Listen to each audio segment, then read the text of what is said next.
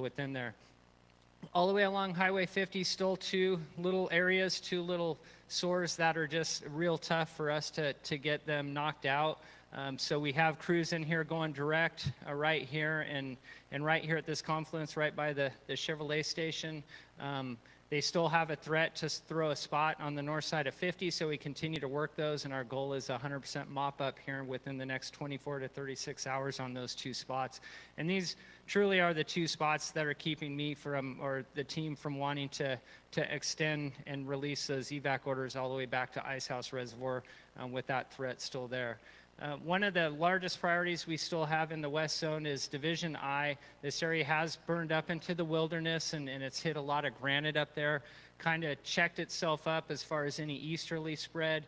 We're working diligently to stop any northerly spread of that. We have direct hand line that we've taken all the way in, direct on the wilderness right there.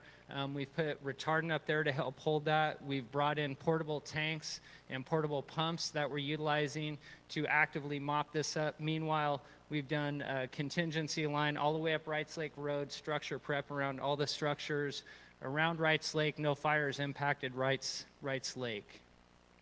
Moving up, the zone break is just below the summit right there. We're still in there around Strawberry, and all the cabins up and down along 50 still actively doing tactical patrol in there, still finding heat well within the interior that we're mopping up. We're also super busy in here felling hazard trees, which has to be done before we can lift evacuations. As you can imagine, it's a thick timbered area. There's a lot of hazard trees that are weak in that area.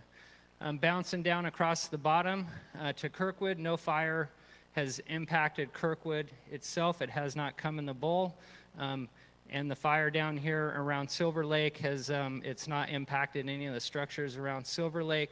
We've gone direct on the slop over Highway 88. We have it plumbed. We're squirting water from top to bottom down here, actively mopping that up. We do have another active area right here. These pockets, these unburned islands continue to burn in. In fact, you can see this new red spot right here where the fire came and challenged us and 88 earlier this afternoon. We're working it with aircraft right now to knock it down. We're actively holding Highway 88. We have received a few spots on the south side of 88, but we've been able to pick those up with a plan to get in here tomorrow with additional crews that will bolster in there and cut that out direct and start mopping it up. Thank you. That's the end of my report.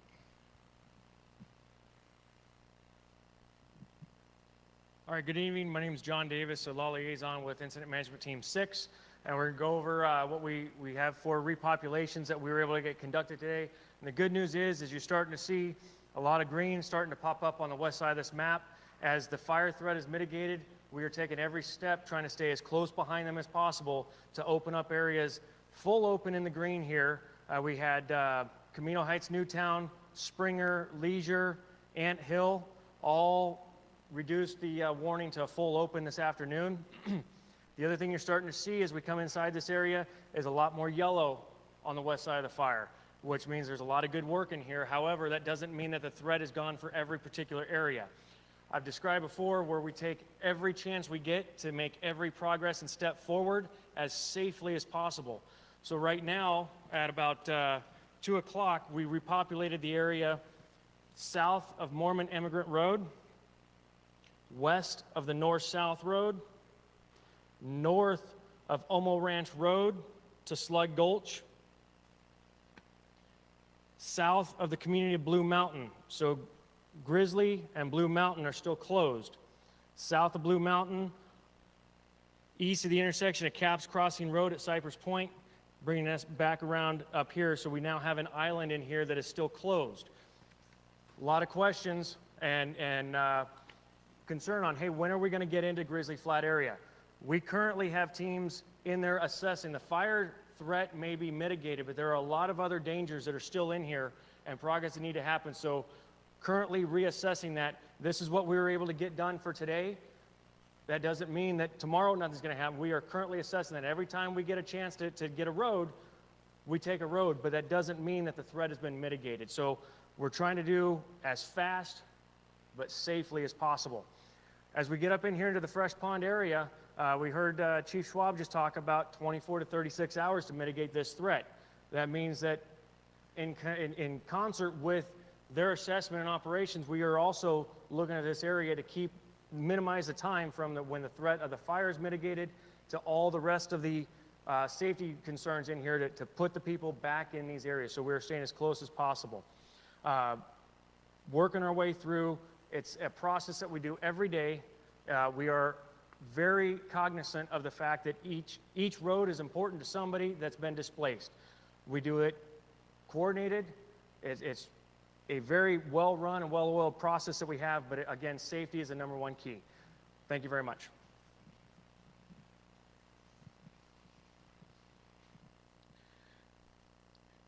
Good evening. My name is Dusty Martin, one of the Unified Incident Commanders for the Caldor incident on the West Zone. So as you just heard, we've had additional progress in our repopulation on the West Zone, which is we're making those continued steps each and every day to get the citizens back into their community. We continue to have success with the weather that is moderated, which the fire behavior and the fire is moderated on the West Zone as well, and we continue to have success each day. Each and every day we're starting to put a little bit more of that black line here on the map and starting to get more areas contained on this incident. We still do have some challenges out in front of us on that north side and on that south side of the West Zone there between the Kirkwood, as Ops talked about, and then Ida up in Wright's Lake area. And we're going to continue to put resources in there and continue to make sure. I just ask for the public that is going back into their residence to understand that we're still going to have numerous fire equipment out in the area, and to please drive slowly and pay attention as we have firefighters, utility workers, and other folks out there working in the area to continue to ensure the safety as you re-enter into your communities. We will have a presence within all of those communities for multiple days to come to ensure that everything is safe and is mopped up around the areas. So you will continue to see that. You'll see the same amount of fire equipment on the road going back and forth. Now we just have to intermingle the public and the fire equipment in the same area. So please be cautious out there as you're driving around for your safety and for the safety of the firefighters. One of the questions that has come up quite a bit frequently surrounds around the initial response to this incident. And I want to make sure everybody is aware that on the initial dispatch of this incident, we had multiple agencies responding to the incident. Within Amarillo El Dorado, within the El Dorado National Forest, we have a closest resource dispatching concept where we dispatch the closest resources. And so on the night of this fire, we had an aggressive initial attack from both agencies. We've had aggressive attack in support from both agencies on the extended attack all the way through now. CAL FIRE and the U.S. Forest Service has stood shoulder to shoulder in this process from day one to now, and that is not going to change until this incident is completely mitigated. I know there's been a bunch of questions about that, and I just wanted to get that information out to each and every one of you. Continue to submit your questions, and we thank you for tuning in each night. Have a great night. Thank you, Chief. Okay, at this time, we're going to go ahead and pass it over to the East Zone to do their presenters. Sean? Okay, thank you, Rich. Yes, welcome to the East Zone. And first up, and introducing to you will be our Operations Section Chief, Jake Cagle.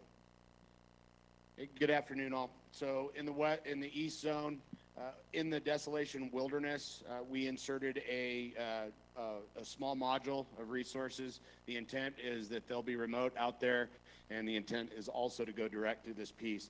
Tomorrow we'll continue to put resources in there, looking at putting in repellers from a helicopter to work this piece as well. Really minimal heat through here, and a lot of this area has a lot of granite rocks, so that's what's minimizing that movement. There is definitely potential through there, and that's why we're inserting crews. As we get over to Upper and Lower Echo Lake, crews continue to do structure prep through these both of these upper and lower, and the fire continues to back, and we're doing perimeter control in there as well. That's a 24-hour process that will continue to do that. As we get into these structures through Christmas Valley, Apache, and Myers, Crews continue to aggressively mop up in this area. We're still finding heat in this area, but no impact to the structures. But crews continue to be gainfully employed, mopping up. Again, this is one of our #1 priorities, to continue the hard work in here aggressively to get this opened up for the public.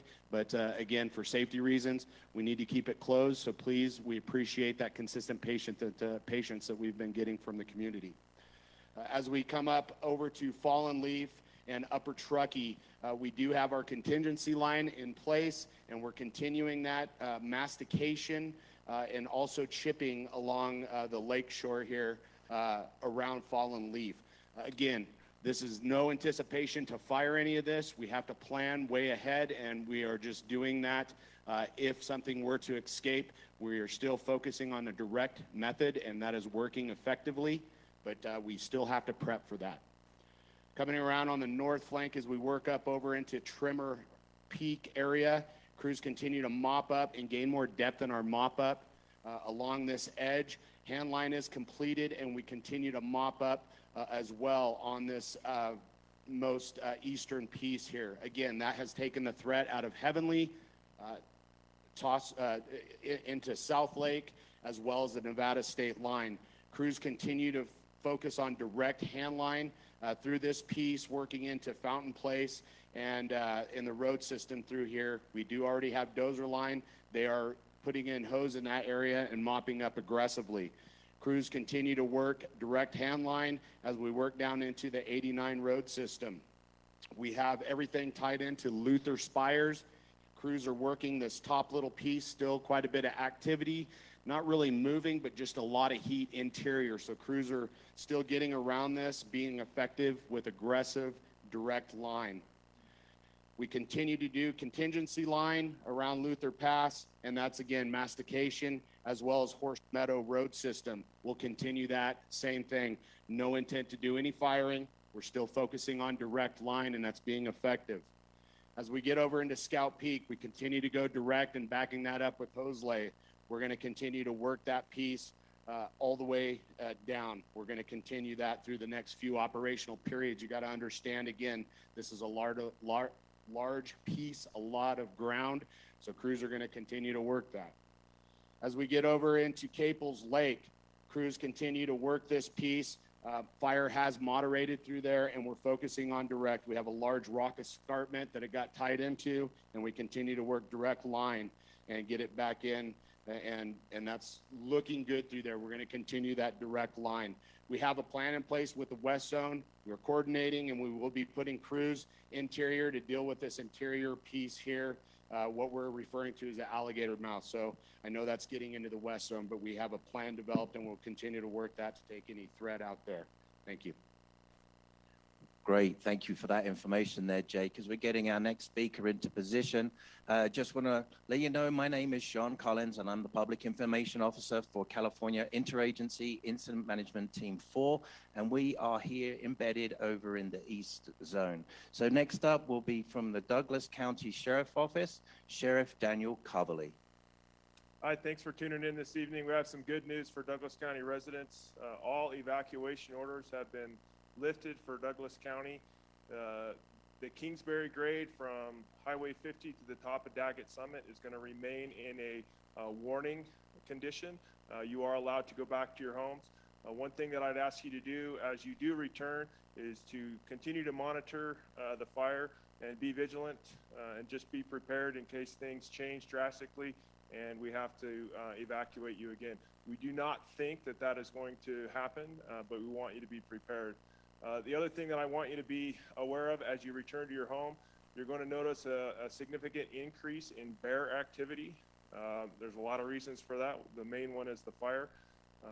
But as you're away from your homes, the activity around your home is obviously decreased, and the bears will become more comfortable with being around your residents. So if you have a problem, contact us or the Nevada Division of Wildlife, and we will get somebody out there to help you with that. Be mindful of traffic. There still are some crews up and down Kingsbury along Foothill Road that are doing brush removal and that type of thing. So just give them a wide berth and slow down and be careful with that. Thank you very much. Great information there, Sheriff. Thank you very much. Next up, I would like to invite from Lake Valley Fire Department, Fire Chief Brad Zlendick. Good evening, everybody. Brad Zlendick, Fire Chief at Lake Valley Fire. Had a chance to drive through the district several times today. Glad to report no new structure damage or loss. Crews are working hard. Operations gave it a great briefing, go through really what's going on in the district. A lot of equipment, a lot of work being done. I got to say this, thank you for the operations and the hard work that you're doing. We'll gladly answer any questions. Please email or call in, and I'll be specific on your questions and answer. Thank you. Great. Thank you very much there, Chief. Yes, indeed, we have a team of folks who are diligently looking at those questions that you're submitting to us, and we'll answer those as best as we can. If you have anything specific or you'd like to pose a question to one of our speakers, just put that in the text box and we'll be sure to get those folks for you. Next up, I would like to invite City of South Lake Tahoe Fire Chief Clive Savacool. A few notes on evacuations and repopulation. And just be clear, there are no changes on the California side. There is still an evacuation order in place. So we are still working closely with the incident management team on when those orders can be lifted, when it will be safe. And when that does occur, it will likely go to a warning, which means that the community is still not safe. There's still a potential threat.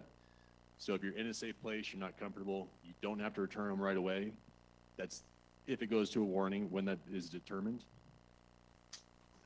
Services will be reduced. So before you come back to town, make sure you have groceries, prescriptions, fill up your car, just be ready to be self-sufficient for a few days.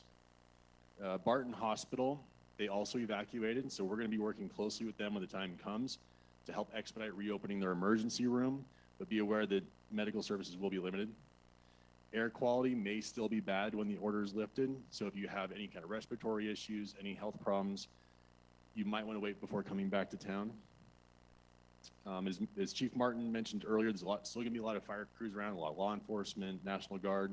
Something on the Tahoe side that the sheriff touched on is we have a lot of bears. These are bears that came out of the forest. Bears aren't so familiar with humans, so they're gonna be less likely to get out of the way of your car. So when you come back to town, drive very slow, be very cautious of bears that are not used to humans. And then I'm going to close with some comments that have been passed on to me from experts on bears.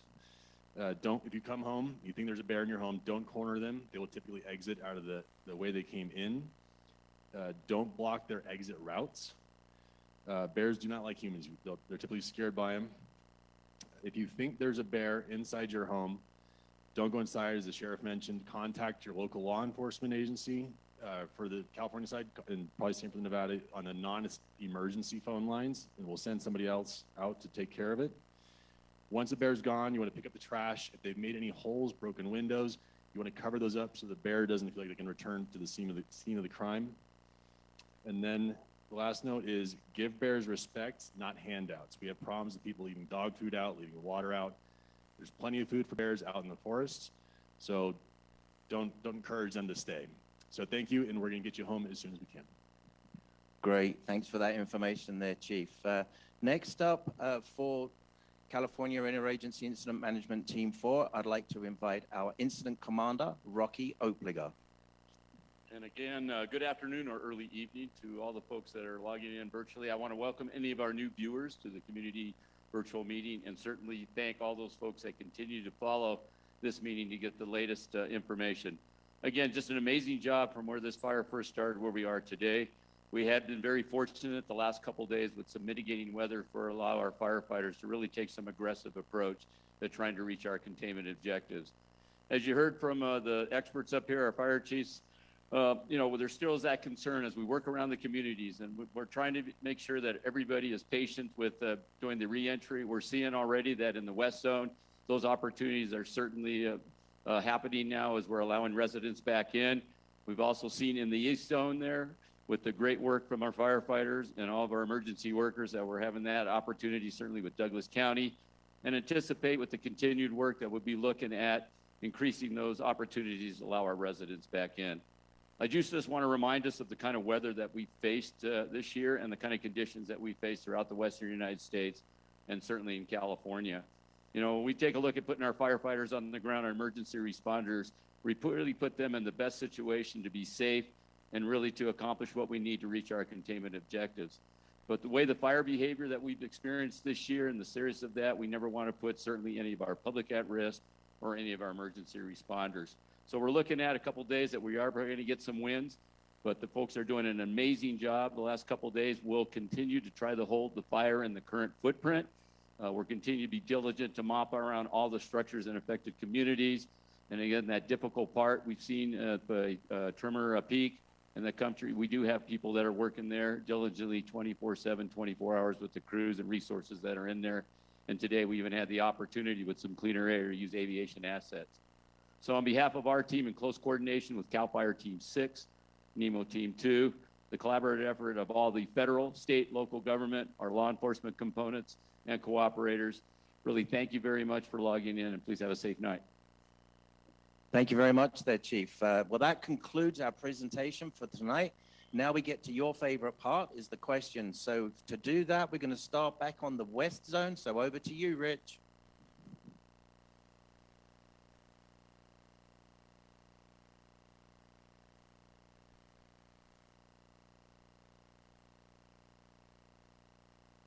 We send it back to the east side for questions and answers, and then we come over here for Espanol. We're going to conduct this meeting in Spanish. But real quickly, we'd like to share something, what we've been hearing tonight. The theme tonight is about safety and working together with firefighters and the public as we continue to do these repopulation. Very important to make sure that we're safe out there. So we're disseminating all the information we can or providing information for you in terms of checklists. So we sent out a press release on how to return back to home after a wildfire. So if you don't have that, if you're not on the email distribution list and you didn't see that, it's all over social media. You also can go to readyforwildfire.org where you can read some really good information about what to do and how to proceed when you return to home in this type of situation. And lastly, we'd like to say that it's really important for us to make sure that we coordinate and get out valid information for all of you.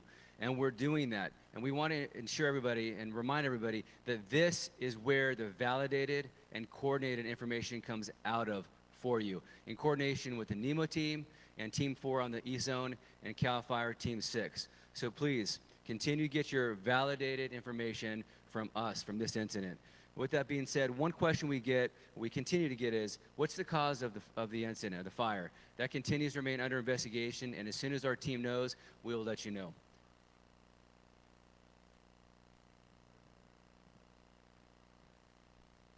I had a couple of quick questions that came up here. One person asking, what does contained mean in relation to the fire? So black line is what we use to show contained. Contained is when we have some sort of control line right on the fire's edge and that we're utilizing that to stop the spread of the fire. We also have a term controlled that we use in firefighting, and controlled would mean that we are just confident that the fire is extinguished. There's no additional risk of the fire spreading. So all the black line that you see, we have containment on it, we have a mop up, and we're fairly certain that that fire is going to stay in place, but we still continue to go in and mop that up every day and patrol it until we're comfortable calling it controlled.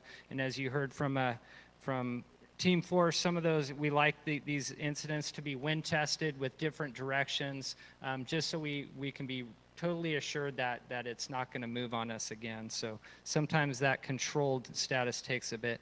A lot of questions about the Silver Lake area. And when I'm going to talk about Silver Lake, I'm going to talk about this big area from Kirkwood all the way down to 88 to where these unburned islands are. So everything in there. We have gotten spot fires across 88 today. None of them have grown. We've been able to contain all of those spot fires, and we're continuing to work them. I'm not aware of any damage around any of the cabins at Silver Lake or damage to structures up here along 88. The fuels, for folks that know, the fuels are very sparse out here on 88. There's just a few pockets of timber stringers that would even allow the fire to burn all the way up to 88. And years ago, when a fire approached an area like that, we would be relatively assured that there would be no additional spread to that fire. And as you've heard tonight, just the conditions we're in, if there's one tree, the fire is literally hopscotching from tree to tree around this granite until it can get into a continuous stringer of fuel and then make a run. I mean, that's one spot where it's done that today. Another question, the final one I've got here, is pertaining to water drops. And with all the water drops and work that we're doing, why is it still so hot up at Wright's Lake? We have retardant up there. We have rotary wing dropping water up there. We're squirting water with hoses. It's hot up there because that's the state of the fuel. Anything that's up there available to burn is burning, and it's challenging our control efforts. And the only way we get ahead on this is to continue to squirt water, continue to widen our control lines, and get in there and grub and mop this thing up. That's the end of the questions for me. So we received a question about having law enforcement in the evacuation warning areas. And the answer to that is yes. The Sheriff's Department, along with all the other resources, CHP, will continue to have a heavy presence in and around the area. So if you have a question, flag down, stop them, ask, talk to the local law enforcement you see out there. But yes, they will continue, they have been and will continue to put resources in and around the warning and evacuated areas. Thank you, sir. Okay, so those are all the questions over here on the west zone. Sean, we're going to send it back over you to the east zone. All right, thank you, Rich. Yeah, we got a few questions over here. And first up, I'd like to bring up our Operations Section Chief, Jake Cagle. Okay, quite a few questions, and we appreciate the questions. So first one, what is the expectation for Highway 89, and when will it reopen? Again, that's something that we're consistently reevaluating daily. We meet multiple times throughout the day to discuss that. So that is a priority that we continue to talk about. Right now, we don't have a projected date. We continue to, again, we need to secure in here. We're still finding hot areas, so we're aggressively mopping up. So it's going to be a bit, but again, we continue to evaluate. Next question, is there fire at the Chevron and Myers? Question is no. Answer is no. No fire at the Chevron and Myers. Question was, what does mastication mean? So that is a tool that we utilize. It's on an excavator track, and it has a blade. Basically, it cuts the brush off to the side, and then we follow it with chippers and clean it up so it doesn't leave a mess afterwards. Next question, what does the red tape on homes in Christmas Valley mean? So that's flagging, and what that is crews are hanging those around the structures just so we ID that they've been checked for any kind of damage, if there was any kind of damage to it, or they've already been assessed.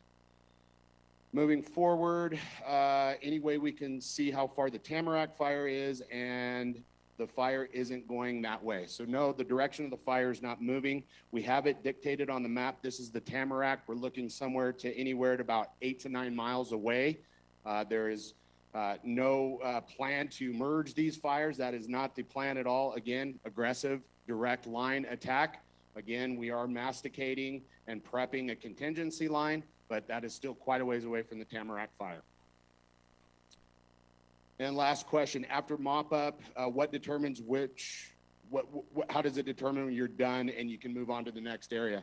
So again, when we do not find any more heat in that area, we move on. We continue to get depth. So we start typically with a standard of 50 feet. We move into 100 feet and we go all the way into 300 feet.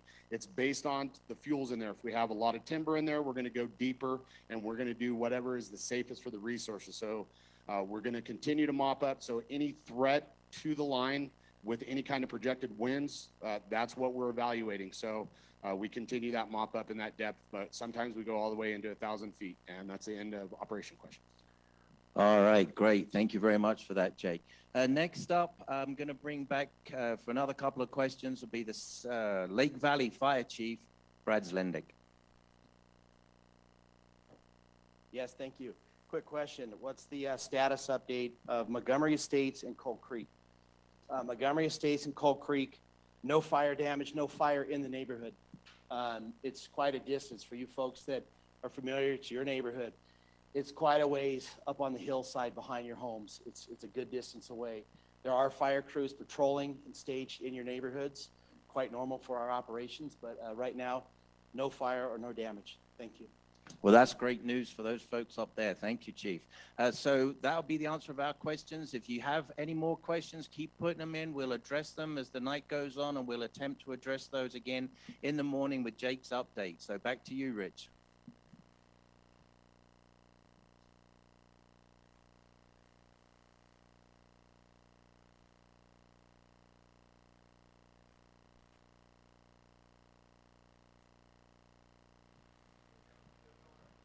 Good afternoon, ladies and gentlemen. My name is Ricardo Tilapala. I am a PIO with the Caldor incident, and now I'm going to summarize tonight's community meeting in Spanish.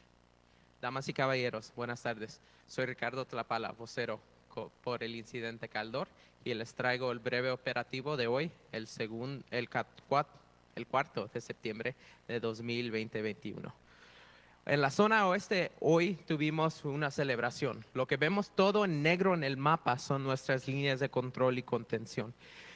De actualización no ha incrementado el incendio en tamaño y la actividad de las llamas está a nuestro favor dado el viento y el clima que anticipamos hoy día. Empezando acá en la división A, esto fue algo que nos dio un reto y que nos presentó muchos problemas en los bomberos, pero ya la hemos podido controlar, tanto que las comunidades en esta área ya la hemos repopulado. Tenemos a todos nuestros cooperadores, nuestras compañías de utilidades y de teléfono y de agua, restabilizando la infraestructura en esta área para que ustedes puedan regresar a sus hogares. Les quiero pedir que manejen con precaución y vigilen la área para asegurarse que todos nuestros bomberos y operativos estén a salvo cuando estén trabajando en esas áreas. Moviéndonos hacia el norte del incendio, nuestras líneas de control siguen manteniendo y tenemos equipos y patrullas tácticas que siguen fortaleciendo ese trabajo. En esta área, la quiebra de la división F y la división G, todavía tenemos una isla que nos presenta un poco de retos de nuestros bomberos, pero hemos insertado a carrillas de mano y esos muchachos y muchachas lo que están haciendo es usando herramientas de mano y mangueras para poder apagar y remover todo el calor que encontramos en esta área. Lo que sigue nuestra prioridad acá es en la división I. Lo que hemos visto en la división I es que el incendio se mueve al norte empujado por el aire. Moviéndose al norte ha llegado a dar contacto con muchos campos de granito. Ese granito, que es una piedra muy dura, no quema, pero toda la vegetación y todos los combustibles en esta área se siguen quemando y por eso tenemos muchas áreas de calor. Lo que hemos hecho es metido una manguera completamente alrededor de esta parte del incendio y hemos cortado líneas de contención mecánicas y a mano alrededor del incendio para prevenir que se regrese hacia la comunidad de Wright Lake. En la zona oeste, donde vemos nuestra actividad, es en los grupos especiales que hemos metido en esta área. Es un recurso de 24 horas y en esta área esos grupos de mano tienen la tarea de prevenir que incremente el incendio. En esta área, moviéndonos acá hacia el norte, llegando a las comunidades de Fallen Leaf y de Truckee, estos siguen preparando los edificios y preveniendo que se incendie algo. Los muchachos están trabajando muy duro para prevenir que cualquier ascua o algo que haya sido lanzada por el viento en esta parte de la comunidad no los afecte. Y también tenemos grupos especiales con la tarea específica de proteger a los edificios en ese grupo y en esta área geográfica. Nos movimos al sur acá, donde no vimos que incrementó en tamaño el incendio y los vientos leves nos han servido de favor para poder hacer un ataque agresivo con mangueras y con líneas mecánicas y carrillas de mano. Tenemos un plan coordinado entre la zona este y la zona oeste en esta que se llama Boca de Caimán, donde vamos a implementar grupos para prevenir que esta área se sigue quemando y van a hacer lo mismo, carrillas de mano, mangueras y vamos a remover vegetación y combustibles para que no siga incendiando, para que no siga creciendo el incendio.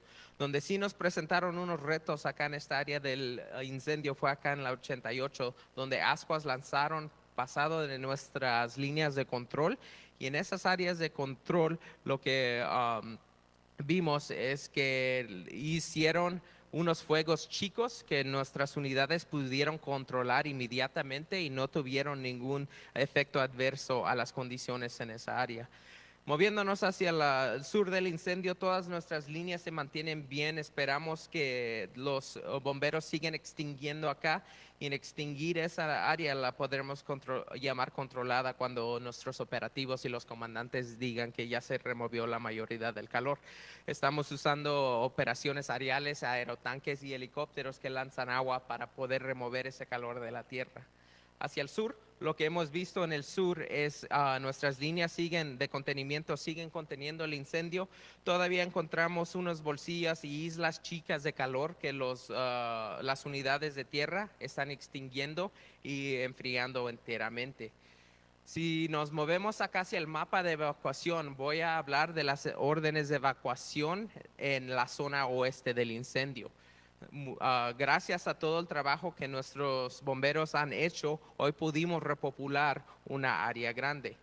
Las áreas que pudimos popular fueron sur de Mormon Immigrant Trail Road, oeste de North-South Road,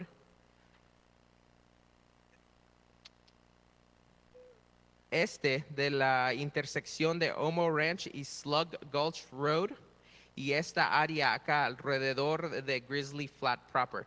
Les queremos avisar que la comunidad de Grizzly Flat todavía no está abierta. La carretera sigue cerrada en Grizzly Flat Road at Steely Ridge Road y previene esta área de ser repopulada. La razón que esta área no ha sido repopulada es porque las compañías de utilidades y el departamento de agua y el departamento telefónico siguen en esta área restableciendo esa infraestructura para que ustedes puedan regresar a su casa.